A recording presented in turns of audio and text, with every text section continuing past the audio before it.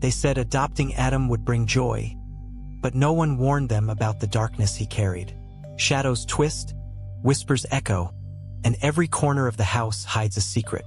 Will Samah and Laila survive the child they brought home, or will Adam's curse consume them all?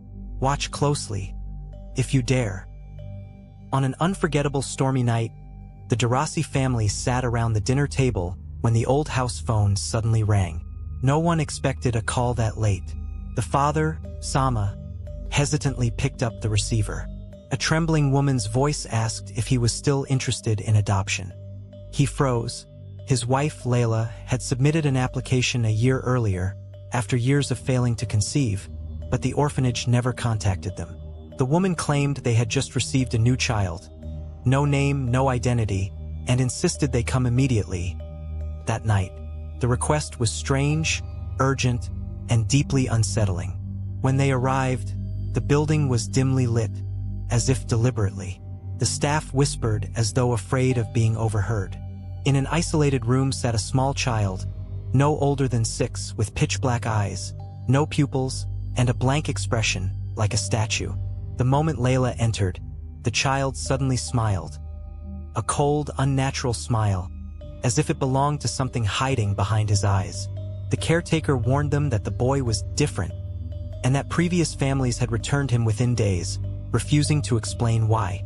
Laila ignored the warning, feeling an odd force drawing her toward him. She had no idea that this night would mark the beginning of a dark descent, one that would consume their lives entirely. From the moment the child entered their home, Samah sensed something he couldn't explain. The boy's footsteps made no sound on the wooden floor, as if he had no weight. Laila, meanwhile, felt an icy chill fill the air whenever he came near, like something was draining the warmth from the house. They named him Adam, hoping to give him a fresh start, but the name never felt like it belonged to him. That night, as Laila tucked him into his new bed, something happened that made her heart jolt. When she leaned over him, he slowly opened his pitch-black eyes and mumbled something she couldn't understand. The whisper was faint, yet it sounded like the voice of an adult man, not a child.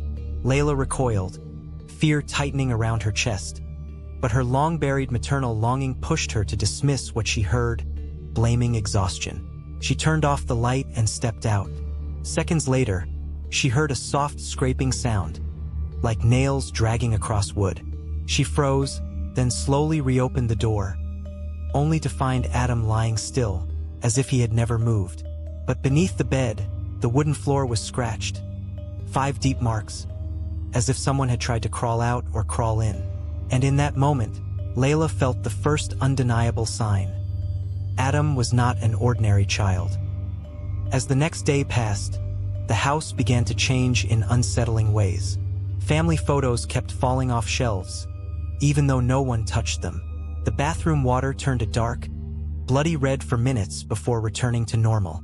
Adam wandered the house almost without blinking, observing everything with those bottomless black eyes. At one point, while Laila was preparing lunch, she saw him standing at the end of the hallway, staring straight at her. Motionless, breathless, just staring. She called him to come sit, but he didn't react.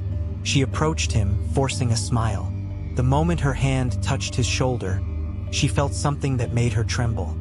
His skin was freezing, not human cold, corpse cold. Slowly, Adam pulled a stiff, unnatural smile across his face, as if his muscles weren't made for it. Then he whispered one word that made Layla's blood run cold. "My previous mother." Shaken, she asked him who he meant. No answer. He simply walked forward, steady and silent, stopping at the old basement door that hadn't been opened in years. He placed his small hand on it and said in a choked, childlike voice, "She's here." Laila had no idea that this basement would soon become the birthplace of blood that would stain every corner of the home. That night, Samah woke abruptly to a loud thud. He hurried to Adam's room, assuming the boy had fallen from bed. But when he opened the door, he froze. The child was sitting on the floor, drawing strange circles with fresh blood that could not be his, because his skin was perfectly clean. No wounds, the circles intertwined into an unfamiliar symbol, an enormous eye with claw-like lines spreading from it. Adam slowly lifted his head and whispered softly, "I had to come back. The place must be opened." Samah, shaken and angry, demanded to know where the blood came from. Adam didn't respond. Instead, he tilted his head toward the corner of the room. When Samah looked, his breath caught. There was a shadow of a woman suspended in the air, featureless, swaying like smoke. And in an instant, it vanished. Terrified, Samah rushed forward to grab Adam, but the child gripped his wrist with an inhuman strength.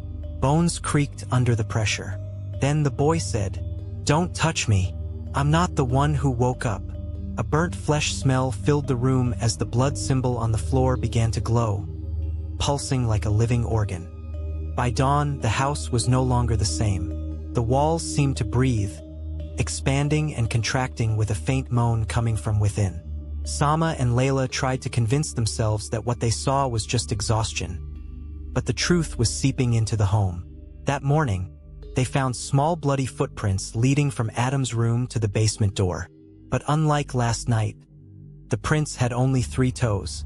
Laila stood frozen as Samah grabbed the basement handle with trembling hands. When he tried to pull it open, it wouldn't budge, as if locked from the inside. At that moment, Adam appeared behind them silently and tilted his head, saying, "She's waiting. Why did you take so long?" Something in the house was watching them. Something not of this world. Laila then noticed something horrifying. A circular burn mark on Adam's neck, a mark that wasn't there yesterday. When she reached to touch it, the child screamed. Not like a human, but like an animal being slaughtered. Suddenly, the ceiling bulb shattered, plunging the house into complete darkness. And in that darkness, small footsteps crawled across the walls themselves, as if something was walking on them. The family began noticing that the child never slept. Not because he cried, but because he would sit in the dark staring directly into their rooms. The mother often woke at night to find him standing at her door, smiling a wide, motionless smile. One night, the father tried placing a hand on his shoulder, but the boy gripped his wrist with terrifying strength, crushing his bones like a creature far older and stronger than any child. Strange sounds filled the house. Knocking on walls, footsteps rushing across the ceiling, whispers calling the mother's name in a hoarse voice. Whenever the family tried using cameras to catch the source, all activity stopped the moment the child came near, as if something with him knew it was being watched. The worst part was the smell of blood coming from his room every night. Even after thorough cleaning, it grew stronger each time, accompanied by small red stains on the walls that appeared, then vanished. Samah began noticing that Adam's behavior wasn't just strange. It was calculated. Every night, exactly at 2:13 a.m., Adam would wake up and stand in the middle of the hallway, staring directly at their bedroom door without blinking. Laila insisted that he was sleepwalking, but Samah felt something far darker behind those motionless eyes. One night, Samah quietly approached Adam, calling his name gently. Adam didn't respond. Instead, he slowly turned his head, not his body, just his head, in an unnatural twist that made a faint cracking sound. His eyes were pitch black, reflecting no light at all. Then Adam whispered, "You shouldn't be awake, Samah." The voice wasn't that of a child. It was deeper, older, as if carrying centuries of hatred. Samah froze in terror. Suddenly, all the lights in the house flickered violently, and Adam collapsed to the floor like a puppet whose strings were cut. Laila ran out, panicked, shouting his name. But Adam simply stood up again, expressionless, and walked back to his room without a word. That night, Samah realized something terrifying. Adam wasn't just cursed. Something was controlling him, and that presence was becoming stronger. After that night, Laila grew increasingly protective of Adam, refusing to consider that something supernatural might be happening. But Samah couldn't ignore the signs. He started researching the orphanage where Adam came from, only to discover that it had a long history of tragedies. Unexplained fires, missing children, and staff members who resigned abruptly without explanation. The deeper he dug, the more a single name kept appearing: the Whispering Child. a dark legend spoken of only in hushed tones. According to old reports, a child had once been found there who caused violent hallucinations and drove entire families into madness. Samah felt his blood run cold. That same evening, while Laila was cooking, Adam walked into the kitchen holding a burnt photograph. When Samah took it from him, he felt a strange heat radiating from the paper. The picture showed a family, smiling, but their eyes were crossed out with deep scratches. On the back was written, "They didn't listen." Suddenly, every cupboard in the kitchen slammed open at once, sending plates crashing to the floor. Adam didn't flinch. He looked at Samah and whispered with a chilling calm, "Will you listen? Or will you be next?" Samah no longer felt safe in his own home. Every corner seemed to breathe. Every shadow felt alive. He tried convincing Laila that Adam posed a danger, but she accused him of paranoia and refused to let him near the boy alone. One night, Samah found strange symbols carved into the wall of Adam's room. Circles, spirals, and ancient markings he couldn't recognize. Adam sat on the floor drawing the same symbols in the dirt with his fingernail, humming a low, eerie tune. When Samah asked what he was doing, Adam answered without looking up, "Preparing the house. He's coming." Before Samah could respond, Adam's body convulsed violently. His shadow stretched unnaturally along the wall, growing taller and wider until it resembled a monstrous figure standing behind him. Samah stumbled back, horrified. But as soon as Laila entered the room, everything returned to normal. The shadow, the symbols, even Adam's posture. Laila scolded Samah for frightening the child, but Samah knew what he saw. The house wasn't being haunted, it was being prepared, and Adam was the one opening the door. Samah decided to gather evidence before confronting Laila again. He set up hidden cameras throughout the house, determined to capture whatever force was manipulating Adam. That night, at precisely 2:13 a.m., the cameras recorded something impossible. Adam rose from his bed but didn't walk. His body lifted slightly above the ground as if carried by invisible hands. His head tilted back, mouth open, releasing a deep growl that no human child could produce. Furniture began shaking, drawers sliding open on their own. A dark, mist-like figure formed behind Adam, its arms long and skeletal. The entity leaned close to Adam's ear as if whispering instructions. When Samah reviewed the footage, his hands trembled. He rushed to show Laila, but the moment she looked at the screen, the video glitched, and every file corrupted instantly. Laila insisted Samah needed help, but he knew the truth. This thing didn't want to be exposed. That night, Adam approached Samah's bed and whispered, "You shouldn't record him. He hates that." Samah and Laila tried to calm Adam as he slept, but the house seemed to change around them. Shadows twisted unnaturally across the walls, and faint whispers echoed through the halls. Adam's small fingers moved as if conducting an invisible orchestra, and objects in the room subtly shifted, books sliding off shelves, lamps flickering violently. The couple felt a chill run down their spines, realizing this was not ordinary behavior for a child. Laila tried to pick him up, but Adam's gaze held her in place. His eyes glowed faintly in the dark, and a low, sinister chuckle escaped his tiny throat. Samah whispered, This isn't normal." The room darkened further, and the whispers grew louder, almost intelligible. The furniture seemed to breathe, expanding and contracting subtly. Every creak of the floorboards sounded like footsteps approaching. The couple huddled together, afraid to blink. Adam's chuckle turned into a quiet chant, a language neither of them could understand. It was as if the house and the child were now one entity, preparing to engulf them. By dawn, nothing appeared moved, but the lingering sense of dread remained. Every shadow now seemed alive, and Adam's presence was no longer innocent. The next day, Samah went to tidy up the living room, only to find Adam's toys scattered in a disturbing pattern. Dolls and action figures faced the walls, some placed in a circle with chalk markings beneath them. He sat in the center, humming an eerie tune that made Samah's stomach churn.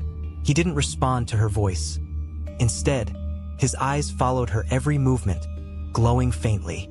Suddenly, A doll tipped over on its own, and the sound of it hitting the floor echoed unnaturally. Samah felt a shiver run through him as he realized Adam was orchestrating everything.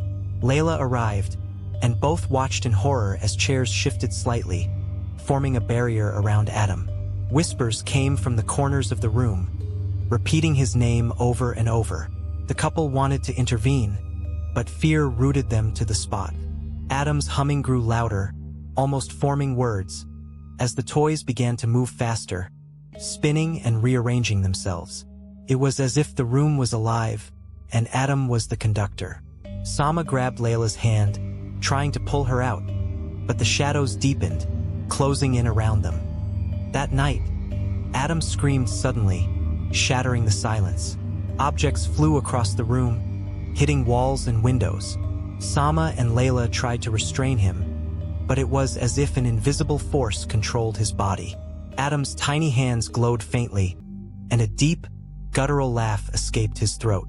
The temperature dropped sharply, frost forming on the furniture. The couple realized Adam wasn't just a child. He was a vessel of something ancient and malevolent. Shadows wrapped around the room, stretching like dark fingers. Each time Samah tried to touch him, he vanished from sight, only to reappear closer, eyes glowing brighter. The walls seemed to bleed shadows, whispers chanting unintelligible phrases. Laila screamed as a chair slammed across the room on its own. Every moment stretched into horror, and the couple began to understand. Adam was orchestrating the terror deliberately, testing the limits of fear. Adam approached the large mirror in the hallway, staring at his reflection. The surface rippled unnaturally, showing twisted versions of Samah and Laila screaming silently. Adam laughed softly, and the mirror's images moved independently, reaching out as if to grab the couple. Samah tried to cover his eyes, but Adam's tiny hand pushed hers away effortlessly. The whispers became louder, now forming words in a language neither parent recognized. The reflection of Adam in the mirror began to change, showing him as a dark, shadowy figure with elongated limbs.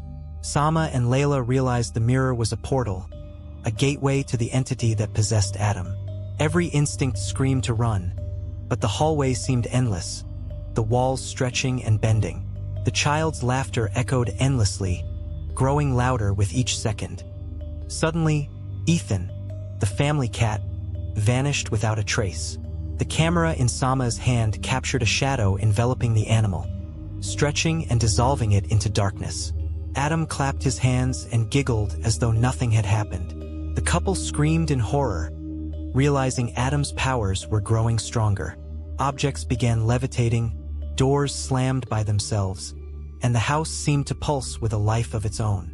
Every whisper, every shadow, every reflection indicated that Adam was no longer just a child. He was the embodiment of the forest of terror they could no longer escape. Samah grabbed Laila, desperate to leave, but Adam blocked the hallway, small arms raised, eyes glowing with a sinister light. Adam's laughter echoed through the house as the shadows thickened. Samah and Laila tried to escape, but every door led back to the same hallway, distorted and endless. Objects flew across the rooms as if possessed, smashing against walls and windows. Adam's small hands glowed brighter with each passing second, and a low, sinister whisper filled the air. He pointed at the couple, and the shadows responded, wrapping around Samah and Laila like living chains. Their screams were swallowed instantly, their senses overwhelmed by darkness. Adam tilted his head, watching with a twisted curiosity, as if enjoying the fear he orchestrated. The house pulsed like a heartbeat, alive with his malevolent presence. Samah felt cold hands brush against his neck, even though he knew no one else was there. The couple realized that leaving the house alive might no longer be possible. Every corner contained Adam's gaze. Every mirror reflected his growing power. The child who seemed innocent was now a conduit of something ancient and cruel, consuming the life and hope of everyone nearby. Suddenly, Laila froze, her eyes glazing over. Adam giggled and whispered a strange phrase. Shadows leapt from the walls and wrapped around her, pulling her body into unnatural contortions. Samah tried to intervene, but his arms were held back by invisible forces. Layla's voice changed, echoing with a tone not her own, reciting words that chilled Samah to the bone. The house shuddered violently, windows rattling and lights flickering. Adam clapped his tiny hands, delighted, as if conducting the horror orchestrating the entire night. Samah felt helpless, witnessing his wife's body now a puppet for the child's malevolent will. Every whisper from Adam resonated through the walls, and the air thickened with a dark energy. Time seemed suspended. The couple's sense of reality faded as the possession took hold. Adam's small frame radiated an unholy aura, the room now fully under his command. Samah realized Adam was testing them, pushing their fear to its limits. The house seemed alive, reacting to his slightest whim. Walls bled shadows, the floor shifted beneath them, and a cold wind carried whispers that warned of death. Adam's eyes glowed red, and he walked slowly toward Samah, who tried to shield Laila. The child's laughter filled the air, bouncing off every corner. It was no longer a child's play. It was a ritual of terror. The couple felt paralyzed, their minds trapped in a web of fear and darkness. Adam reached out, and the shadows obeyed, tightening around their bodies. Panic surged as Samah realized the true nature of the child. They had brought a monster into their home. Samah tried to grab Adam, but he vanished, only to reappear above them levitating. Shadows swirled violently, forming monstrous shapes that lunged at the couple. Laila screamed as Adam's tiny hands controlled every shadow, every movement. The house seemed to breathe, pulsing with dark energy. Samah and Laila fought to escape, but the hallway stretched endlessly, doors disappearing and reappearing randomly. Adam laughed, a chilling, high-pitched sound, as the couple realized there was no escape. He had become a living conduit for darkness, consuming everything around him. Every instinct screamed to flee, but their bodies refused to obey. The child was no longer a child. He was the embodiment of terror, and the house was now his domain. As dawn approached, the house fell silent. Samah and Laila were nowhere to be found, and only Adam remained, sitting calmly in the living room. His eyes glowed faintly red, and he smiled, satisfied. The walls bore scratches and whispers that seemed to tell of the night's horrors. Outside, neighbors noticed the house seemed darker, more oppressive than before. Adam's laughter echoed faintly, promising that the curse would continue. Anyone entering the house would face the same terror, and the child who seemed innocent had sealed the fate of anyone who dared approach. The blood house claimed its new master, and the legend of Adam, the cursed child, would grow darker with every story whispered across town.